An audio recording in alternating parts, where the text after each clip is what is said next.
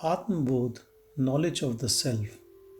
A Muslim devotee once sent a Tamil translation of this Sanskrit poem of Shankaracharya to Bhagavan. Bhagavan prepared the following new translation in Tamil. He did the translation very rapidly, working even at night using a torch. Can Shankara, the enlightener of the self, be different from one's own self? Who but he does this day, abiding as the inmost self in me, speak this in Tamil language, Sri Bhagavan.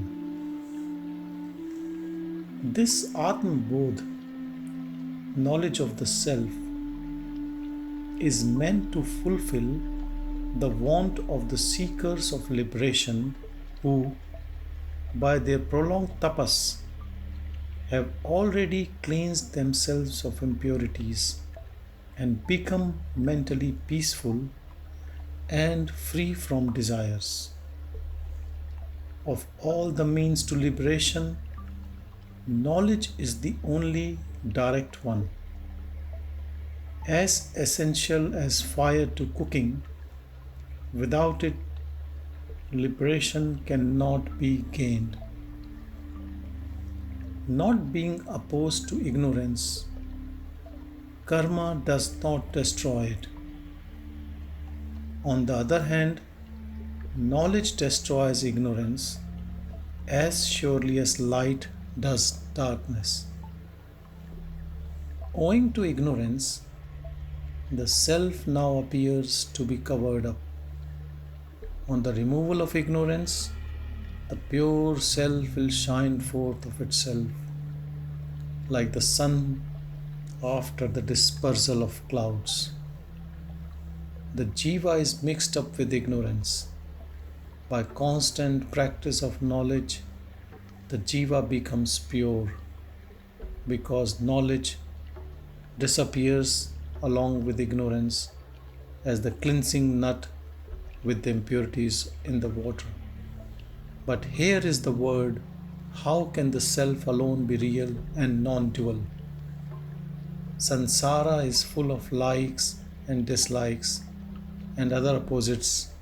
Like a dream, it seems real for the time being, but on waking, it vanishes because it is unreal. Because the dream is negated on waking, I know it to be unreal, but the word persists and I find it only real.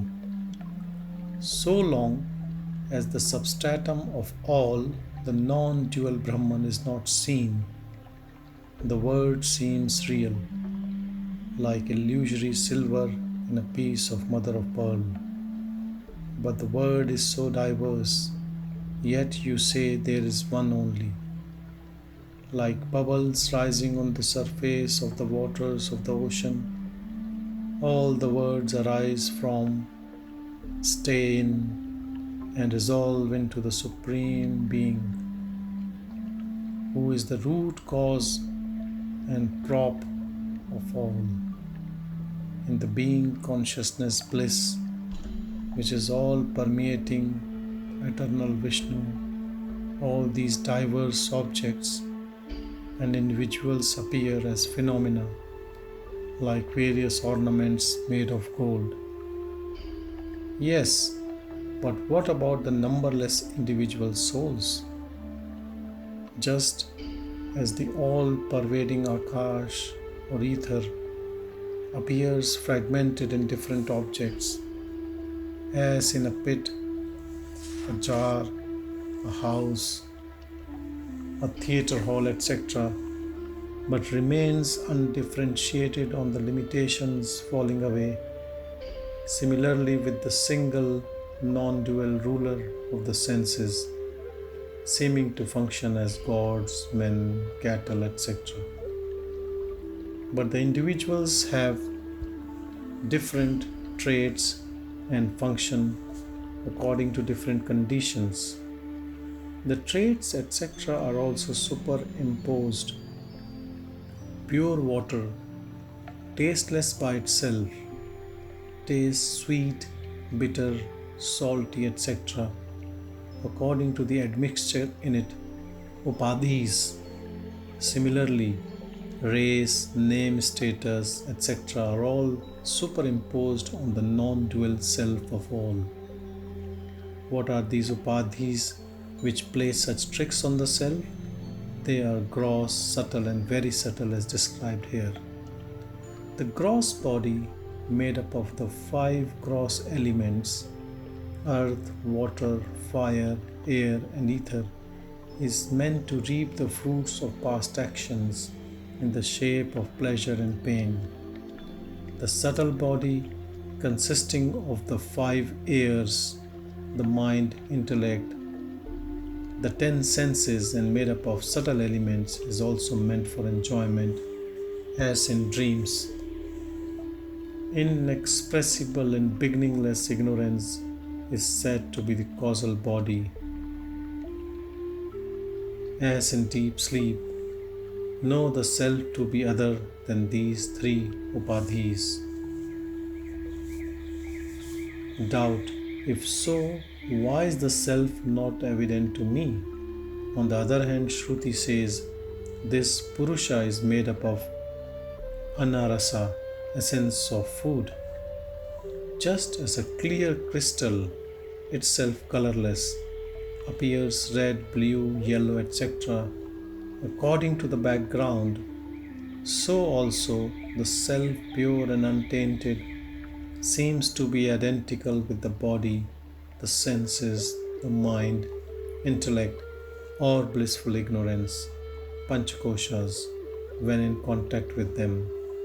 Just as husking the paddy exposes the grain within the rice, so also should one judiciously separate the pure Atman from the sheaths covering it.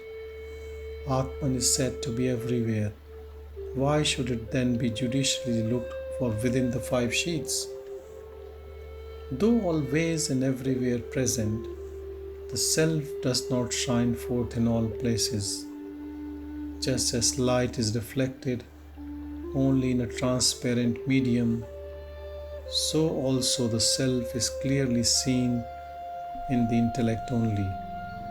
The self is realized in the intellect as the witness of the activities of, and yet separate from the body, the senses, the mind, intellect, and gross nature, prakriti, as is a king in relation to his subjects.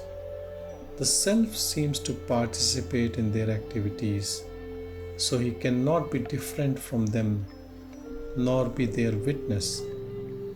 Just as the moon seems to move when the clouds around her move, so also the self seems to the undiscriminating to be active when actually the senses are active.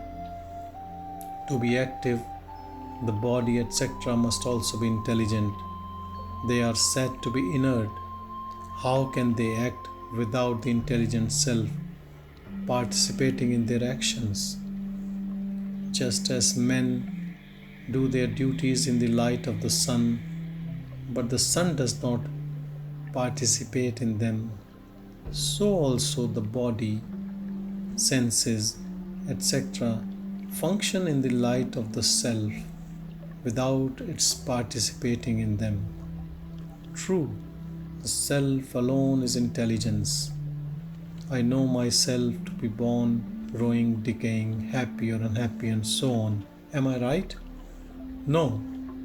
The characteristics, birth, death, etc., of the body and the senses are superimposed on the being consciousness bliss, as is the blue in the sky, by those who do not discriminate.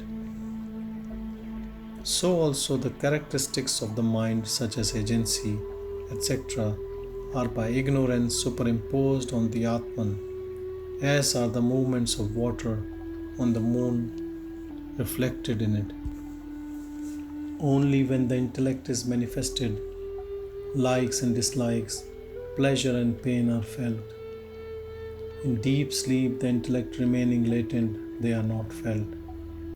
Therefore, they are of the intellect and not of the Atman, the self. Here is the real nature of the Atman. As light is the very sun, coldness the water, heat the fire, so also the eternal pure being consciousness bliss is the very self. At some time or other, every individual experiences, I am happy, and thus being consciousness bliss experiences plain. How can one make the experience permanent and unchanging? Being consciousness is of the self. The I mode or modification is of the intellect. These are distinctly two. However, owing to ignorance, the individual mixes them together and thinks I know and acts accordingly. Never is there any change or action in Atman nor knowledge in the intellect. Only the jiva is deluded into thinking itself to be the knower, doer, and seer. Like the snake in the rope, mistaking the jiva for the self, one is subject to fear. If, on the other hand, one knows oneself not as a jiva but as the supreme self, one is altogether free from fear. Only the self illumines the senses, intellect, etc., as a lamp does objects such as spots. The self is not illumined by them as they are inert. If the self cannot be made known by the intellect, there will be no knower to know the self, and the self cannot be known.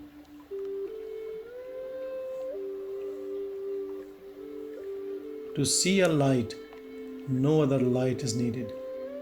So also, the self, being self-effulgent, needs no other means of knowledge. It shines of itself. If so, everyone must be self-realized effortlessly, but it is not so. On the strength of the Vedic teaching, not this, eliminate all the adjuncts upadhis, and with the help of Mahavakyas, realize the identity of the Jivatman individual self with the Paramatman, the Supreme Self.